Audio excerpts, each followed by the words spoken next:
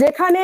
এই ইউনূস প্রশাসন আবার মোহাম্মদ ইউনূস প্রশাসন ৪৩,০০০ কোটি টাকা ধার চেয়েছে এশিয়ান ডেভেলপমেন্ট ব্যাংক থেকে, যে আমরা পরিবেশকে উন্নয়ন করতে চাই, কিন্তু তার ব্যাকে যে এই সমস্ত চলছে এবং এই আরাকান আর্মির সাথে ঝামেলা করার জন্য ধীরে ধীরে যে টাকাগুলোকে একত্রিত, যুদ্ধ মানে তো অর্থনীতি ধীরে ধীরে ব্রেক করবে, যে এই যে প্ল্যানিং চলছে, এই যে চলছে দেশের মধ্যে, এটা ভানাক পর্যন্ত লাগতে দেয়নি। কিন্তু আরাকান আর্মিও তো চেপে থাকার মতো নয়, সে কিন্তু এখন ধীরে ধীরে জানাতে লেগেছে যে এইবার ওয়ার্ল্ড ম্যাপে নতুন দেশের এন্ট্রি হতে চলেছে, যেটা আরাকান নামে খুব শীঘ্রই আমরা জানতে পারবো। এবং দাবি করা হচ্ছে এমনটাই যে ইউনাইটেড লিগ অফ আরাকান, যেটা আরাকান আর্মি দাবি করছেন পলিটিক্যাল অর্গানাইজেশন,